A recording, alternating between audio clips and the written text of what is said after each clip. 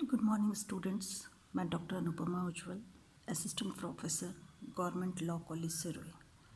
आज हम LLB third year का टॉपिक जो है सीआरपीसी सब्जेक्ट में से उसका जनरल इंट्रोडक्शन, उसकी इम्पोर्टेंस और उसका महत्व देखेंगे। अगर सामान्य तौर पर स्टूडेंट्स हम देखते हैं तो विधि को दो वर्गों में वर्गीकृत किया जा सकता है। Law R be classified into the two categories. First है आपकी मौलिक विधि, जिसे कहेंगे सब्सटेंशियल लॉ, एंड सेकंड है प्रक्रियात्मक विधि, जिसे कहा जाएगा प्रोसीजरल लॉ।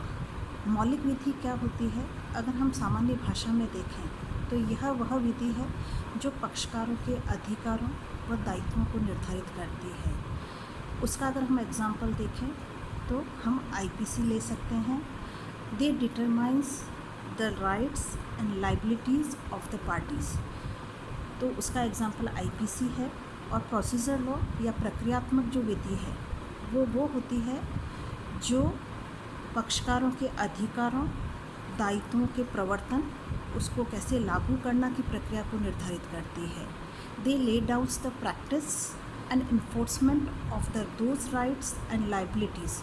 इसका अगर हम एग्जाम्पल देखें तो वो है सीआरपीसी। सीआरपीसी वो इसका एग्जाम्पल माना जाएगा। इसमें एक बहुत ही इम्पॉर्टेंट केस है प्रक्रियात्मक विधि के महत्व को दर्शाने वाला, वो है Joginder Kumar versus state of UP. इसमें सुप्रीम कोर्ट ने जो आपका प्रोसीजर लॉ है उसकी इम्पोर्टेंस को अंकित करते हुए ये डिसीजन किया कि प्रक्रियात्मक विधि के महत्व इसी बात से निर्धारित हो जाता है कि किसी भी राष्ट्र की सभ्यता की गुणवत्ता को उसके द्वारा दांडिक विधि का प्रवर्तन के लिए अपनाए जाने वाले तरीके और प्रक्रियाओं के माध्यम से मापा जा सकता है। वर्तमान में जो दंड प्रक्रिया संहिता है ये 1973 जो है ये 1 अप्रैल 1974 को लागू हुई। उसके पश्चात संहिता में कई संशोधन किए गए 2006 में, 2008 में, 2010 में, 2013 में एंड 2014 में। ये जो सीआरपीसी जो है या दांडिक प्रक्रिया संहिता जो है ये संपूर्ण भारत में लागू होती है और कुछ जनजाति जो क्षेत्र है उनको छोड़कर लागू होती है।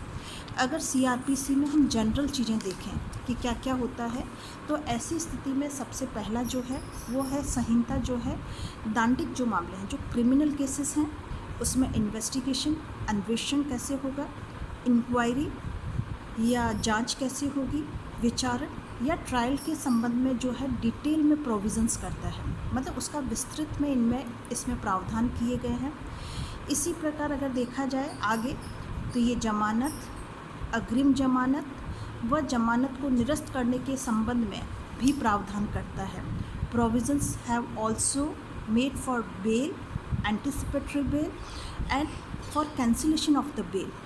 अगर इसके आगे हम सीआरपीसी में देखें तो किसी दांडिक न्यायालय के द्वारा कोई भी निर्णय दिया गया है उससे जो व्यतीत पक्षकार है, जो एग्राइव्ड पार्टी है, वो अपील और रिवीज़न दायर कर सकता है। इसके बारे में प्रोविज़न्स बताए गए हैं।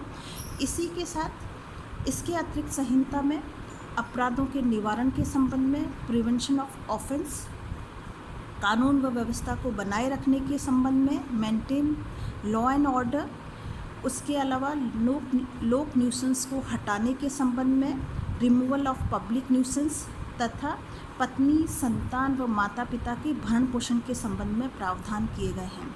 इसके बारे में मेंटेनेंस ऑफ वाइफ, चिल्ड्रन और पेरेंट्स के बारे में प्रोविज़न किया गया है।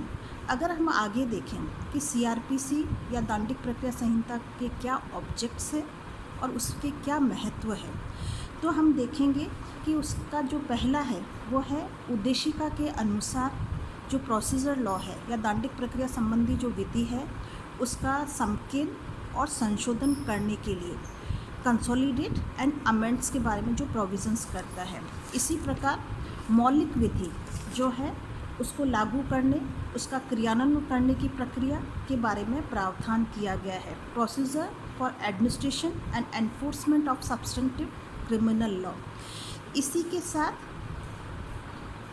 ऐसी व्यवस्था करना जिससे अभियुक्त व्यक्ति को नैसर्गिक न्याय के सिद्धांतों के अनुसार फ्री ट्रायल हो सके, ये सुनिश्चित करना।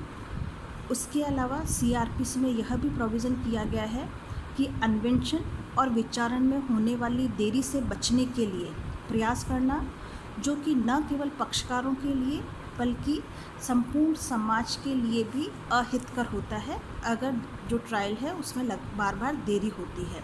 तो avoiding delay in investigation and trial which is harmful not only for individual but also for the society. इसी के साथ यह भी सुनिश्चित करना कि न्याय प्रक्रिया में अत्यधिक जटिलता नहीं होनी चाहिए तथा समाज का जो निर्धन वर्ग है उसको भी न्याय के समान अवसर उपलब्ध होने चाहिए या समान अवसर प्राप्त होने चाहिए। Procedure should not be complicated और fair deal to the poor sections of the society. अतः मुख्य रूप से दांडिक प्रक्रिया संहिता का उद्देश्य दांडिक मामलों की प्रक्रिया को सुनिश्चित करना है तथा कानून व्यवस्था को बनाए रखना है। The main object of the criminal law is to provide a fair framework to punish a wrong person, maintain law and order, and ensure enforcement of the law. Thank you students. इसके आगे हम next class में देखेंगे।